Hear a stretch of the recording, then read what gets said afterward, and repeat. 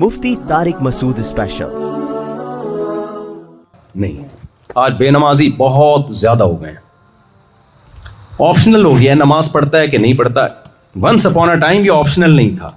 नबी सल्लल्लाहु अलैहि वसल्लम की हदीसों से हमें पता चलता है, ये जो बहुत सारी हदीसें आती हैं ना जिनमें पता चलता है जो नमाज नहीं पढ़ता वो इस्लाम से खारिज है। मन तरकस्सलात मुतअम्मिदन फ़क़द कफ़र, जो नमाज जान के छोड़ दे वो काफिर हो गया। इन हदीसों का मतलब उलमा ने यही बयान किया कि उस दौर में ये मुमकिन नहीं था मुस्लिम भी हो और नमाज छोड़े, तो इसलिए आपने अलामत बताई है भाई जो नमाज पढ़ता है वो मुस्लिम है, जो नहीं पढ़ता तो समझ लो हिंदू या ईसाई है। क्योंकि उस दौर में ये मुमकिन था ही नहीं कि एक आदमी नमाज, देखो इसकी मिसाल ऐसे, आप फौजियों को देखते हो परेड के दौरान, जो पैंट शर्ट में है वर्दी में है वो फौजी है, जो सिविल ड्रेस में घूम रहा है वो कोई दाएं बाएं कोई बंदा होगा, वो फौज का आदमी नहीं हो सकता। ऐसा ही है ना। लेकिन किसी मुल्क की फौज करप्ट हो जाए, डिसिप्लिन की ऐसी की तैसी हो जाए, तो आधे लोग फौज में आधे जो है ना वर्दी में होंगे, आधे धोती बनियान में, आधी चड्डी पहन के परेड कर रहे होंगे। इसका मतलब इसका निजाम क्या हो गया है? खराब। तो बिल्कुल ऐसे ही है, नमाज मुस्लिम की वर्दी है। जब भी नमाज का टाइम होगा मुसलमान नमाज की फिक्र करेगा। तो इसलिए नबी ने फरमाया जो नहीं पढ़ रहा वो काफिर है। मतलब ये नहीं कि काफिर है, मतलब ये कि उस दौर में ये पॉसिबल ही नहीं था कि एक आदमी ईमान का दावा भी करता हो और नमाज के टाइम पे नमाज नहीं पढ़ता हो। ये पॉसिबल ही नहीं था। इसलिए आपने अलामत बताई है कि भाई समझ लेना कि वो हिंदू या ईसाई होगा, वो मुस्लिम नहीं हो सकता। इसलिए भाई आप जितने यहां लोग बैठे हुए हैं, नमाज पे कोई कॉम्प्रोमाइज, बोलो ना भाई क्या हो गया? ना जहाज में नमाज छोड़ने की इजाजत है। मैं भी एथोपिया से ज़ैम्बिया जा रहा था, वो कनेक्टेड फ्लाइट थी एथोपिया से। जब फजर की नमाज पढ़ के हम उतरे हैं तो बहुत सारे लोगों को देखो एयरपोर्ट पे कज़ा वक्त में नमाज पढ़ रहे हैं। मैंने कहा यार आप लोग फ्लाइट में थे, नमाज क्यों नहीं पढ़ी जहाज में? उन्होंने कहा यार जगह ही नहीं थी। भाई मैदान जंग में जगह होती है नमाज पढ़ने की। अल्लाह ने कुरान में फरमाया कि फ़इन खिफ्तुम, अगर मैदान जंग में हो ना, लड़ाई चल रही है और नमाज अब बहुत मुश्किल हो गई है तुम्हारे लिए, भाई कैसे, वो तो मार देगा दुश्मन। अल्लाह ने कहा खड़े होके पढ़ लो, बैठ के पढ़ लो, सवार होके पढ़ लो। हैयत को चेंज कर सकते हो, कज़ा नहीं कर सकते। क्यों? आगे अल्लाह ने फरमाया इन्ना सलाता कानत अलल मुमिनीना, अरे क्या हाल है, खैरियत से? नमाज के बाद मिलते हैं। इन्ना सलाता कानत अलल मुमिनीना किताबम मौक़ूता, फरमाया नमाज मोमिनीन पर मुकर्ररा औक़ात में फ़र्ज है, इसके टाइम है, अपनी तरफ से आपको पढ़ने की इजाज़त नहीं है। तो जहाज में हो, ट्रेन में हो, जहाज में नमाज का तरीका ये, खड़े होने की इजाज़त मिल जाए तो खड़े होकर पढ़ लें फ़र्ज़ नमाज। नहीं मिलती आपको इजाज़त तो सीट पे किबला रुख करके पढ़ लें। किबला रुख बिल्कुल ही पीछे की तरफ किबला है तो फिर जहां मुंह हो वहां पढ़ लें।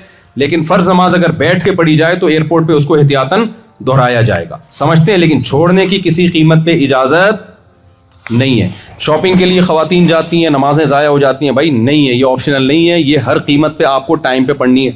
लोग अक्सर एक जुमला कहते हैं, अल्लाह गफूर रहीम है, माफ़ करने वाला है। अल्लाह क्या है? गफूर रहीम है। देखो इस्लाम के अहकाम आसान हैं, लचकदार नहीं है, फ्लेक्सिबिलिटी नहीं है उसमें। ये बात खूब अच्छी तरह समझ लें। जो रुकन इस्लाम ने फ़र्ज कर दिया है ना, तो उसका मतलब ऑर्डर इज़ ऑर्डर। अब वो क्या हो गया है? फ़र्ज। अब उसमें अल्लाह ने ये इजाज़त हमें दे दी है कि सफ़र में आप नमाज आधी कर दी है, 4 के 2 कर दिए, ये आसानी है। ये 2 किए ही इसलिए कि अब आपके पास क़ज़ा का ऑप्शन ख़त्म हो गया। तो भाई 5 टाइम पाबंदी के साथ अच्छे बच्चों की तरह नमाज की क्या करनी है? पाबंदी करनी है। इस उम्मत में एक नबी सल्लल्लाहु अलैहि वसल्लम ने खुशखबरी सुना दी कि पिछली उम्मतें पूरी पूरी गुमराह हुई हैं, मेरी उम्मत ला तज्तमीउ अला ज़लाला, पूरी उम्मत कभी भी गुमराही पे जमा नहीं होगी। तो कुछ लोग गलत होंगे तो सही लोग भी हमेशा रहेंगे। तो यहूद व नसारा में कुछ गड़बड़ें हुई, लेकिन वही गड़बड़ें हमारी उम्मत में, इस उम्मत मुस्लिमा में भी पैदा हुई, मगर उन गड़बड़ों के खिलाफ रद्द करने वाले भी कहाँ पैदा हुए? इसी उम्मत में। तो वो गड़बड़ें क्या पैदा हुई हैं? जैसे यहूद व नसारा में ईसाइयों ने ख़ास तौर पर ईसा को अल्लाह का बेटा बना के भी कहा कि हम तौहीद परस्त हैं। ऐसे ही मेरे भाई मुसलमानों में बहुत से लोग ऐसे पैदा हुए जिन्होंने माबूद का मफहूम ही लोगों के दिलों में गलत बिठा दिया और कहा कि वो शिर्क करने के बावजूद कहा कि हम एक खुदा को मानते हैं। वो कैसे गड़बड़ हुई है? पहली बात, उन्होंने कहा कि देखो भाई, उन्होंने कहा कि अल्लाह के अलावा भी मदद तलब करना जायज़ है, बाज़ारों से भी मदद मांग सकते हो, नबी से भी मदद मांग सकते हो, फरिश्तों से भी मदद मांग सकते हो। जब उससे कहा गया भाई इय्याका नाबुद व इय्याका नस्तईन, कुरान तो हमसे دن میں 5 دفعہ یہ معاہدہ کرواتا ہے، اے اللہ ہم تیری ہی عبادت کرتے ہیں اور ہم تجھ ہی سے مدد طلب کرتے ہیں، تو پھر آپ کسی اور سے مدد کیوں مانگ رہے ہو؟ کیوں کہہ رہے ہو یا علی مدد، یا رسول اللہ مدد، یا غوث آدم مدد، اور مزاروں پہ جا کے سردے کر کے قبروں کو کیوں پکار رہے ہو آپ؟ تو انہوں نے کہا بھائی ہم خدا کو تو ایک ہی مانتے ہیں، اللہ کتنے ہیں؟ دیر از نو گاڈ ایکسپٹ اللہ. ہم کب کہہ رہے ہیں کہ یہ معبود ہیں، یہ خدا ہیں؟ ہم کب ان کی عبادت کر رہے ہیں؟ تو ان سے کہا جاتا ہے بھائی دعا مانگنا بھی تو ایک عبادت ہی ہے. انہوں نے کہا کس نے کہا؟ کون سی ڈکشنری میں لکھا ہے کہ دعا مانگنا عبادت ہے؟ تو ہم نے کہا بھائی قرآن کہہ رہا ہے وَمَن يَدْعُ مَعَ اللَّهِ إِلَٰهًا آخر، جو اللہ کے علاوہ کسی اور کو پکارے گا اس کا انجام اچھا نہیں ہے. إِيَّاكَ نَعْبُدُ وَإِيَّاكَ نَسْتَعِينُ، ہم تجھ ہی سے مدد طلب کرتے ہیں.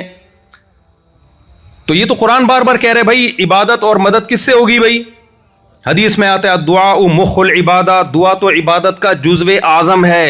عبادت کی سب سے بڑی قسم کیا ہے؟ بول لیں نا، دعا ہے. تو دعا عبادت ہی ہے. تو انہوں نے کہا بھائی دعا عبادت جب بنے گی جب ہم اللہ کے علاوہ کو پکاریں یہ سمجھ کے کہ یہ خود ہماری مدد کرتے ہیں. ہم کہتے ہیں کہ ہم ان کو پکاریں گے، اللہ نے ان کو اختیارات دیے ہوئے ہیں. جیسے حکومت اختیارات بانٹتی ہے نا، دیکھو پاکستان میں پانی کا وزیر الگ ہے جس کا کام ہے پانی نہیں دینا، یعنی سوری دینا. گیس کے وزیر، سوئی گیس کے وزیر الگ ہے نا، جو بھی مختلف، مجھے تو وزارتوں کی پوری قسموں کے نام نہیں آتے. گٹر کے ڈھکنوں کے وزیر الگ ہیں. جتنے زیادہ وزیر ہیں اتنے ہی مسائل کھڑے ہوتے ہیں. لیکن خیر یہ تو دنیا میں ہوتا ہے نا. لیکن وہ کہتے ہیں دیکھو بھائی اللہ تعالیٰ نے اپنی طاقت اور قدرت سے پیغمبروں کو بھی کچھ اختیارات دے رکھے ہیں. یہ تو اللہ کے پاس ہے بھائی. اللہ کہتا ہے بھائی میں نے اولاد دینے کا اختیار فلاں کو دے رکھا ہے، میں نے جاب دینے کا اختیار فلاں کو دے رکھا ہے، میں نے فلاں کو اختیار فلاں کو دے رکھا ہے. تو اللہ اگر کسی کو اختیار دے تو ہم اللہ کو مانگیں یا اس سے مانگیں تو اس سے کوئی فرق نہیں پڑتا. تو خوب اچھی طرح سمجھ لیں یہ وہی گڑبڑ ہے جو کس نے کی تھی؟ یہود و نصارہ نے اپنے دین میں کی تھی. اللہ کہتا ہے میں نے اپنے اختیارات کسی کو، منہ سے سینٹینس کمپلیٹ کریں، ٹائم کا مقابلہ سخت ہے، دھوپ میں بیان ہو رہا ہے تو آپ کو ذرا میرا ساتھ دینا پڑے گا، پکا کر کے جا رہا ہوں نا سبق میں. تو اگر توحید ہی ڈھیلی ہے تو پھر آگے تو پروگرام بڑھ گیا. اسلام کا پروگرام شروع سے ہی کیا ہو گیا؟ برباد ہو گیا. تو عقیدہ توحید پہ کوئی کمپرومائز نہیں ہے بھائی. تو عقیدہ توحید میں بھائی قرآن کہتا ہے میں نے اختیارات کسی کو بولو نہیں دیے. مشرکین جو بتوں کے بارے میں عقیدہ تھا نا، ہم جب مشرک سے پوچھتے ہیں کہ یار ان پتھروں کے بنے ہوئے بتوں کو تم خود اپنے ہاتھوں سے بناتے ہو تو یہ تمہاری بگڑی کیسے بنائیں گے، یہ تمہاری حاجتوں کو کیسے پورا کریں گے؟ تو وہ جواب میں کیا کہتے ہیں؟ اتنی سینس تو ان میں بھی ہے کہ یہ کیا کر سکتے ہیں. وہ کہتے ہیں یہ خود نہیں کرتے، ان کو اختیارات کس نے دیے ہیں؟ اللہ نے دیے ہیں. اصل تو بھگوان وہ ہے جو آسمانوں پہ ہے، اصل تو وہی ہے، لیکن اس نے ان کو اختیارات دیے. اللہ کہتے ہیں میں نے کسی کو اختیارات نہیں دیے. اس شرک کی قرآن میں نفی ہے. ٹائم چونکہ کم ہے تو میں وہ آیتیں پڑھ کے سناتا کہ قرآن نے جو نفی کی ہے نا اسی شرک کی ہے، کیونکہ 2 خداؤں کے مشرکین بھی قائل نہیں تھے. مشرکین کب کہتے تھے کریٹر 2 ہیں؟ وہ کہتے بھائی ایک کریٹر ہے. وَلَا إِن سَأَلْتَهُمْ مَنْ خَلَقَ السَّمَاوَاتِ وَالْأَرْضَ لَيَقُولُنَّ اللَّهُ. قرآن کہتا ہے جب ان سے پوچھا جاتا ہے خالق کون ہے، وہ سب بیک زبان ہو کے کہتے تھے کون ہے؟ اللہ. ہندو بھی کہے گا کون ہے؟ اللہ. سکھ بھی کہے گا کون ہے بھائی؟ اللہ. عیسائی بھی کہے گا کون ہے؟ اللہ. وہ نام انہوں نے چینج کر کے رکھے ہوئے لیکن کریٹر ایک ہی مانتے ہیں سب. تو کریٹر کو ایک ماننے سے آپ توحید پرست نہیں بن جاتے. آپ کو یہ ماننا پڑے گا کہ میرے سارے مسائل کا حل صرف اور صرف کس کے پاس ہے؟ اللہ کے پاس ہے. یہاں جلدی سپیڈ میں ہوں چونکہ میں ایک اور اشکال، بعض حضرات پھر اس پہ ایک اشکال اٹھاتے ہیں بھائی کہ اگر اللہ کے علاوہ کسی سے مدد مانگنا حرام ہے تو پولیس سے کیوں مدد مانگتے ہو؟ اب دیکھو سیکیورٹی گارڈ ہے نا، مدد لے رہے ہیں ہم ان سے، بھائی دائیں بائیں سے کوئی ایسی حرکت کرنے کی کوشش نہ کرے جو کینیڈا میں آپ کے وقار کے خلاف. تو سیکیورٹی گارڈ ہو گئے نا، مدد طلب کی نا ہم نے سیکیورٹی گارڈ سے. بھائی ہم جب سیلاب میں ڈوب رہے ہوتے ہیں پولیس سے مدد طلب کرتے ہیں، غوطہ خوروں سے مدد طلب کرتے ہیں، بیمار ہوتے ہیں ڈاکٹروں سے مدد طلب کرتے ہیں. تو جب ڈاکٹر آپ کی مدد کر سکتا ہے تو پیغمبر کیوں نہیں کر سکتے؟ اور جو ہے وہ قبر میں بابا کیوں نہیں کر سکتے؟ تو خوب سمجھ لیں, there are 2 types of help. مدد کی کتنی قسمیں ہیں؟ 2. ایک مدد وہ ہوتی ہے جو اسباب سے ہٹ کے ہوتی ہے, جس کی کوئی لاجک نہیں ہوتی. ایک مدد وہ ہوتی ہے جو اسباب کے تحت ہوتی ہے. سمجھ رہے ہیں کہ نہیں سمجھ رہے؟ جس کی کوئی سائنٹیفک لاجک ہوتی ہے. مثال کے طور پر میں آپ سے کہتا ہوں پانی میں ڈوب رہا ہوں, میں کہتا ہوں میری مدد کرو, مطلب کیا ہوتا ہے؟ ہاتھ آگے بڑھاؤ, میں بھی کیا کروں گا. ایک آدمی نا ریونڈ میں وہیں گٹر میں گر گیا, وہ نہیں وہ گٹر, ایک سچا واقعہ یہ. ریونڈ میں وہ باہر نکلا تو اب کیا کرو, چٹکلا بہت زور سے آتا ہے تو پھر نکالنا پڑتا ہے. وہ رائیونڈ میں وہ آدمی گٹر کے میں پانی میں گر گیا, تو جو اس کے ساتھی تھے نا, بڑا گاؤں کا دیہاتی سیدھا سادہ آدمی تھا, کہتے ہیں ہم نے ہاتھ دے کے اس کو گٹر سے باہر نکالا تو اس ہاتھ چھوڑ کے دوبارہ گر گیا. ہم نے کہا کیا ہوا؟ کہہ رہے چپل رہ گئی ہے اندر, میری چپل اندر رہ گئی. تو اب دیکھو اس نے ہاتھ دیا مدد کے لیے اور سامنے والے نے ہاتھ پکڑ کے باہر نکالا. یہ مدد اسباب کے تحت ہے, یہ اسباب سے ہٹ کے نہیں ہے. عیسیٰ علیہ الصلوۃ والسلام حضرت مریم کے بطن سے پیدا ہوئے بغیر باپ کے, سائنٹیفکلی ممکن ہے یہ؟ نہیں. یہ جو کام ہے یہ کون کر سکتا ہے؟ اللہ. تو اسباب سے ہٹ کے جو پکارا جائے گا وہ کس کو پکارا جائے گا؟ اللہ کو. اور جو ہم اسباب کے تحت پکارتے ہیں, مدد لیتے ہیں, وہ جس کی کوئی لاجک ہوتی ہے, وہ مدد وہ والی مدد نہیں ہے جو شرک کے زمرے میں آتی ہے. یہ کلیئر ہو گیا؟ کیونکہ اسپیڈ تھوڑی فارورڈ کا بٹن میں نے دبایا ہوا ہے نا اپنا, تو اس لیے جلدی جلدی میں چاہ رہا ہوں کہ پوری بات آ جائے آپ کے سامنے. بعض لوگ اس پہ بھی اشکال کرتے ہیں کہ بھائی فرشتے بھی تو کام کرتے ہیں, تم کہتے ہو بھائی اللہ تعالیٰ نے اختیارات نہیں دیے, تو فرشتوں کو بھی تو بہت سارے اختیار دیے ہیں. موت دینے کا اختیار کس کے پاس ہے؟ وہ جو فرشتہ آتا ہے نا موت کا, جب وہ آتا ہے آدمی پوچھتا ہے بھائی کس سلسلے میں حاضر ہوئے, تو بتاتا ہے آپ کی موت لینے کے سلسلے میں حاضر ہوا ہوں میں. تو وہ بھی تو موت کا فرشتہ ہے. وہ بھی جب وہ موت اور زندگی اس کے ہاتھ میں ہے تو پیغمبروں کے ہاتھ میں بھی موت اور زندگی کیوں نہیں ہے؟ تو اس کا جواب خوب سمجھیں. کسی سے کام لینا الگ بات ہے, کسی کو کسی کام کا اختیار دے دینا الگ بات ہے. دیکھو میں اگر پین سے لکھتا ہوں کوئی تحریر تو قلم سے میں کام لے رہا ہوں, لکھنے کا رائٹ اور اختیار قلم کے پاس نہیں ہے. تبھی آپ کچھ لکھواؤ گے تو مجھے کہو گے, قلم کو تھوڑی کہو گے. آپ نے کہا کہ بھائی اس دن مفتی صاحب پین سے کچھ لکھ رہے تھے, تو یہ پین بڑا زبردست لکھتا ہے بھائی, مفتی صاحب نے آئی لو یو لکھ کے دیا تھا اس میں. تو آپ گئے پین کے پاس, یار تم نے اس دن آئی لو یو لکھا تھا, یا اپنی ہونے والی کے پاس گئے, شروع میں وہ جب آئی لو یو بولتی بہت اچھا لگتا ہے, جب ہو جاتی ہے اس کے بعد پھر اگر اچھا لگے تو پھر یہ سچی مچی کا ہوتا ہے. تو آپ نے کہا یار دوبارہ یہ لکھ, تو قلم کیا کہے گا؟ بھائی یہ میرے لیے پاسبل نہیں ہے. آپ کو یار اس دن تو نے لکھا تھا. بھائی لکھا میں نے نہیں تھا, کاتب جو رائٹر ہے اس نے لکھا تھا, لکھنے کا کام مجھ سے لیا تھا, لہذا پکارا رائٹر کو جائے گا, قلم کو پین کو نہیں پکارا جائے گا. سمجھتے ہو گے نہیں سمجھتے؟ تو اللہ فرشتوں سے بعض دفعہ کام لے لیتے ہیں, اور خضر علیہ السلام سے بھی اللہ نے کچھ کام لے لیے, لیکن کام لینا الگ چیز ہے. اختیارات کس کے پاس ہیں؟ اللہ کے پاس. لہذا عزم کرو کبھی بھی اللہ کے سوا اپنی دعاؤں میں, حاجتوں میں کسی کو کبھی بھی ہم نہیں پکاریں گے. اچھا ایک چیز شرک تو نہیں ہے لیکن شرک کی طرف لے کے جاتی ہے. کوئی بھی کام جو آپ الوجیکل کرتے ہو نا, وہم اور توہمات کی بیس پہ, کیونکہ شرک بھی ایک وہم ہے نا. بھائی پتھر کا بت بنا دیا آپ نے, فرض کر لیا کہ اللہ نے اس کو اختیار, کہاں سے فرض کر لیا بھائی؟ اس کی دلیل کیا ہے آپ کے پاس؟ ہو سکتا ہے مے بھی, سمجھ رہے ہیں؟ تو فرضی دنیا میں سے اسلام ہمیں کیا کرتا ہے؟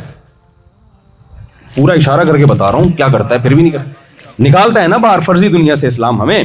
تو یہ جو جن چڑیل بھوت ٹونے ٹوٹکے فلانے نے کچھ کر دیا اور اس کے لیے پھر آپ عاملوں کے پاس جا کے علاج کر رہے ہو, یہ منجن بھی صرف مذہبی لوگوں کا ہے.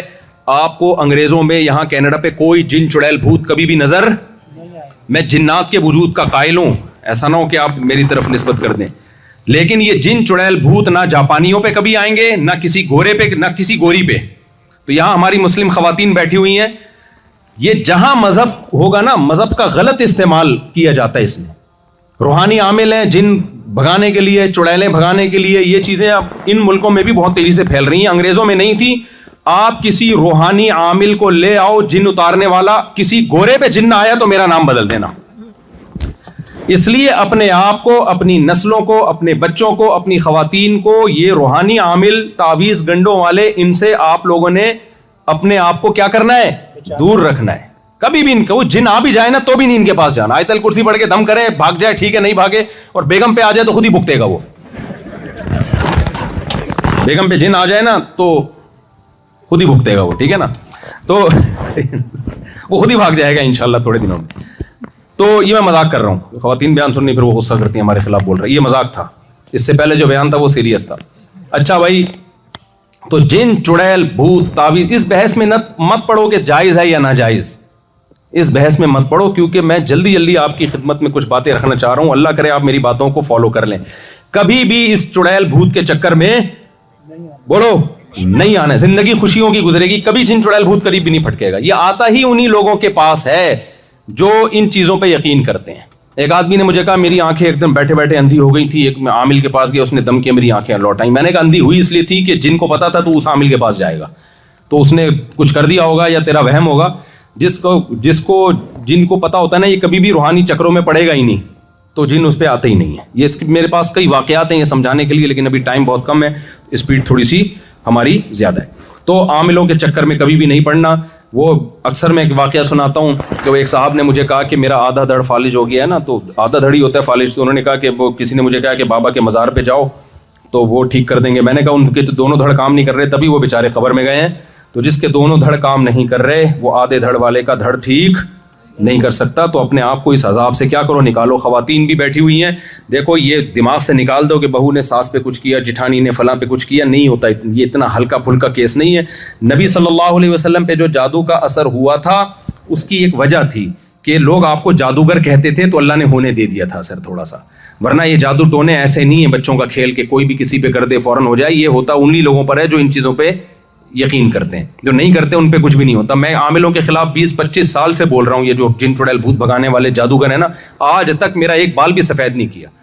داڑھی کے بال میرے کچھ سفید ہیں, وہ تو ظاہر ہے عمر کا تقاضا ہے. سر کے بال ابھی تک انہی کی مخالفت کی وجہ سے کالے ہیں. حالانکہ 50 سال میں آدمی کے سر کے بال سفید ہو جاتے ہیں, لیکن میں ان کی مخالفت اتنی کرتا ہوں کہ اللہ نے میرے بال سفید ہی نہیں ہونے دیے سر کے. اس لیے نہیں ہونے دیے کہ یہ بولیں گے ہم نے کی ہیں. تو کچھ چیزیں جو ہے نا اللہ کی طرف سے ہوتی ہیں. یہ عامل کسی کا کچھ بھی نہیں بگاڑ سکتے. اپنی سوسائٹی کو آپ نے ان چیزوں سے بچانا ہے. یہ مذہب کی غلط تشریح کر رہے ہوتے ہیں. مذہب ان چیزوں سے آپ کو نکالتا ہے, ان چیزوں میں آپ کو انوالو نہیں کرتا. کوئی مسئلہ ہو سورہ فلق سورہ ناس پڑھ کے بس دم کر دیں, اس سے زیادہ آگے نہ جائیں ان چیزوں میں. تو یہ پہلی بات تو ہو گئی عقیدہ توحید. یہ کلیئر ہو گیا نا مسئلہ عقیدہ توحید کا. اس کے بغیر یہ اتنا سخت مسئلہ ہے اسلام میں. دیکھو یہ غیرت کا مسئلہ ہے. آپ کہہ سکتے ہو یار بھائی اللہ اتنا سینسیٹیو کیوں ہے عقیدہ توحید میں, کہ اللہ نے کہا میں مشرک کی کسی صورت میں بخشش نہیں کروں گا, کچھ بھی ہو جائے, وہ کتنی تہجد پڑھے, کتنی نمازیں پڑھے. بھائی وجہ اس کی ہے کہ اللہ غیرت والا ہے. دیکھو عورت اپنے شوہر سے کہے کہ بہت خدمت کرے آپ کی, میں بہت خدمت کرتی ہوں, یا بیٹا اپنے باپ سے کہے ابا آپ کی میں بہت خدمت کرتا ہوں بہت زبردست, لیکن میرے فلاں بھی میرے ابا ہیں, فلاں بھی میرے ابا ہیں. ابا کہے گا سب کچھ برداشت ہے, باپ ہونے میں شرک, بولو شرکت برداشت نہیں. عورت اپنے شوہر میں شرکت کر لے تو شوہر برداشت کر لے گا. اگر کر لے گا تو اس کا مطلب وہ پھر تھوڑا غیرت کا تھوڑا سا مسئلہ چل رہا ہے اس کے, ٹھیک ہے نا. اگر غیرت ہے تو وہ بد اخلاقی برداشت کر لے گا. بھائی وہ یہ نہیں کہے گا کہ میں بھی تمہارا شوہر اور فلاں بھی, میں نام لے لوں گا, وہ اکثر بیانات میں نام لے لیتا ہوں. نہیں وسیم کا نام ایسے موقع پہ مناسب نہیں ہے, ٹھیک ہے. تو عورت شوہر کبھی شرکت برداشت کرے گا؟ بھائی سربراہ کبھی بھی شرکت برداشت نہیں کرتا. تو اللہ کہتا ہے بھائی سب کچھ گناہ جو بھی ہو توبہ کرو, معاف کر دوں گا, اصلاح کی کوشش کرو, لیکن میں اپنے ساتھ شرک کسی قیمت پہ گوارا نہیں کرتا. تو یہ ہے تھوڑا سا مختصر عقیدہ توحید. نماز کے بعد ہے زکوٰۃ. یہ بھی اسلام میں فرض ہے. دیکھو گورنمنٹ کو ٹیکس تو دینا چاہیے, سب دیتے ہوں گے, امیدیں نہیں دیتے تو غلط کرتے ہیں. دے دیا کریں آج سے, کیونکہ آپ کا معاہدہ ہوا ہے, ایگریمنٹ ہوا ہے. اللہ نے حکم دیا ہے کہ مسلمان معاہدوں کو توڑتا نہیں ہے بلکہ معاہدوں کی پابندی کرتا ہے. تو زکوٰۃ یہ اللہ کا ٹیکس ہے. یہ کس کو دینا ہے؟ اللہ کو. تو اللہ نے کہا بجائے اس کے کہ ڈائریکٹ میرے ہاتھ میں پکڑاؤ, تو میری طرف سے فلاں غریب آ رہا ہے اس کو دے دینا. تو تمام فقہا یہی لکھتے ہیں کہ زکوٰۃ ہم جب کسی غریب کو دیتے ہیں تو وہ غریب کو نہیں دیتے, وہ کس کو دیتے ہیں؟ اللہ کو. اللہ نے اس کو وکیل بنایا ہوا ہے, وکیل بالقبض. جیسے آپ کی پیمنٹ تھی, آپ نے 1 کروڑ روپے دینے تھے وسیم بھائی. اب وسیم بھائی کا مثال ٹھیک ہے, آپ نے وسیم بھائی کو دینے تھے, وسیم بھائی مارکیٹ سے شارٹ تھے, انہوں نے فون کیا غفار کو کہ یار میری طرف سے 1 کروڑ روپے پکڑ لے. آپ نے غفار کو پکڑا دیے تو ادائیگی ہو گئی نا. کیا خیال ہے بھائی؟ تو اللہ میاں بھی یہ کہتے ہیں کہ زکوٰۃ اصل میں مجھے دینی ہے, تم نے, میں متولی ہوں, لیکن اب کیا ہے میری طرف سے وکیل ہیں, فلاں فلاں فلاں قسم کے لوگ ہیں, ان کو دے دو گے تو میں کیا سمجھوں گا, مجھے دیے. تبھی اللہ کہتے ہیں من ذا الذی یقرض اللہ قرضا حسنا, کون ہے جو قرض دے گا کس کو, اللہ کو. تو اسلام نے زکوٰۃ کی بھی فضیلت بیان کی ہے, اور ساتھ ساتھ اسلام نے انفاق کی فضیلت, زکوٰۃ کے علاوہ بھی کچھ آپ پر ذمہ داریاں ہیں. وہ ذمہ داریاں کیا ہیں؟ نبی صلی اللہ علیہ وسلم نے فرمایا جو شخص پیٹ بھر کے کھائے اس کا پڑوسی بھوکا سوئے وہ شخص مومن نہیں ہے. پڑوسیوں سے زیادہ حق اسلام میں بلڈ ریلیشن کا ہے, خونی رشتوں کا ہے. دیکھو غیر مسلم کنٹریز میں حکومت کی رسپانسبلٹی بہت زیادہ ہوتی ہے, غریبوں کو سنبھالنا, بیواؤں کو سنبھالنا, لیکن مسلمان کے ہاں حکومت کی رسپانسبلٹی کم ہے, اسلام میں پبلک کی رسپانسبلٹی زیادہ ہے. آپ اپنے ماں باپ کو اولڈ ہاؤس میں نہیں چھوڑ سکتے. قرآن کہتا ہے وَعَلَى الْوَارِثِ مِثْلُ ذَلِكَ, نان نفقہ جو بھی بلڈ ریلیشن ہے نا, جو بھی مرنے کے بعد وارث بنتے ہیں, ان تمام وارثوں پہ ان کی وراثت کے بقدر نان نفقہ واجب ہوتا ہے. مثال کے طور پر ایک شخص کے 2 بیٹے ہیں, جب اس کی ڈیتھ ہوگی کوئی اور وارث نہیں ہے تو 2 بیٹوں میں, یا ایک بیٹا ایک بیٹی ہے, تو 2/3 بیٹے کا حصہ ہے اور 1/3 بیٹی کا حصہ ہے. تو یہ اگر اس کی موت واقع نہیں ہوئی اور یہ بوڑھا ہو گیا تو شریعت کیا کہتی ہے کہ یہ مر جاتا تو 2/3 بیٹے پر آتا, 1/3 بیٹی کے لیے آتا نا. تو اب جب یہ بوڑھا ہو گیا ہے تو اس کا جتنے بھی منتھلی نان نفقہ ہے, جو بھی اس کے ایکسپینسز ہیں, وہ 2/3 بیٹے پر ہیں اور 1/3 بیٹی پر ہے. اگر وہ کما رہی ہے, جاب کر رہی ہے, نہیں کر رہی ہے تو سارا خرچہ کس پر ہے, بیٹے پر ہے. میں سمجھا پا رہا ہوں اپنی بات؟ تو آپ کو دائیں بائیں, اسی طرح بہن کا بھی حصہ ہے. آپ کی کوئی بہن ہے جو جاب لیس ہے اور اس کو ضرورت ہے پیسوں کی, تو شریعت میں گورنمنٹ کی ذمہ داری نہیں ہے, یہ کس کی ذمہ داری ہے, بولو بھائی کی ذمہ داری ہے. یہ آپ کی خالہ, پھپھو, تایا, چچا, یہ ساری رسپانسبلٹی اسلام نے خونی رشتوں پہ لگائی ہے. غیر مسلموں کے ہاں وہ رشتے مارکیٹ سے کیا ہو گئے ہیں, شارٹ ہو گئے. ان کے لا ان کے حساب سے ہیں, وہ ٹھیک ہیں, لیکن آپ کے حساب سے جو اسلام نے لا بنایا ہے وہ کیا بنایا ہے کہ آپ کی بہن کے بارے میں سوال کس سے ہوگا, آپ سے ہوگا. اگر اس کے جیب میں پیسے نہیں ہیں, وہ اس کی ضرورتیں, بیسک ضرورتیں پوری نہیں ہو رہی, تو بھائی سے قیامت کے دن سوال کیا جائے گا. اور نبی صلی اللہ علیہ وسلم نے فرمایا سب سے بہترین صدقہ وہ ہے جو تم اپنی زوجہ کو کھلاتے ہو. تو اسلام میں بیوی کی ذمہ داری کس پر ہے بھائی؟ جاب بیگم پر لازم نہیں ہے, اس کی رسپانسبلٹی کس پر ہے بھائی؟ شوہر پر ہے. سمجھتے ہو کہ نہیں سمجھتے؟ اور نبی صلی اللہ علیہ وسلم نے فرمایا جو رشتہ دار ہیں نا, ان پہ جب آپ خرچ کرتے ہو, جو بھی بلڈ ریلیشن ہے, بھائی بہن, چچا, تایا, ماموں, یہ جو قریبی ہوتے ہیں, پپو, کوئی خاتون رہ گئی ہو تو مجھے بتا دینا, ایسا نہ بولے ہمارا تو آیا ہی نہیں اس میں.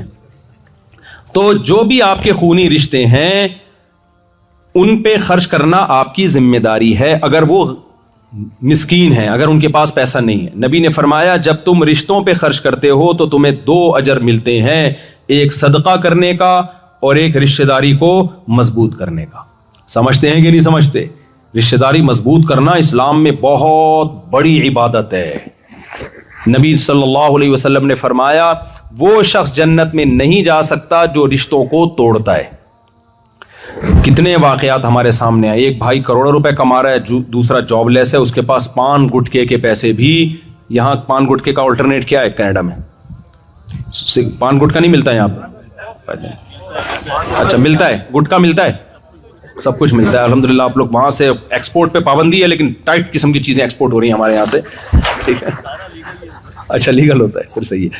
خیر, ایک بھائی کروڑوں روپے کما رہا ہے, دوسرے کے پاس پان گٹکے کے پیسے بھی نہیں ہوتے. یہ تو ایک مثال ہے, پان گٹکے کے لیے نہ دیں آپ اس کو پیسے, لیکن اس کی ضرورت پوری کرنا یہ بھائی کے ذمے ہے.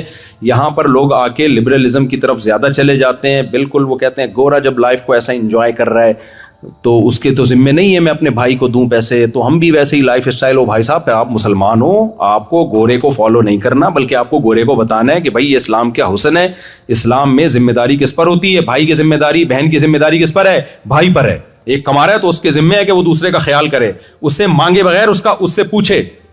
ہم نے علماء کو دیکھا ہے اپنے بہن بھائیوں پہ خرچ کرتے ہوئے, واقعات سناؤں گا تو بڑا ٹائم ہو جائے گا, تو وہیں سے ہمیں پتہ چلا کہ بھائی یہ بھی اسلام کا ایک آرڈر ہے. تو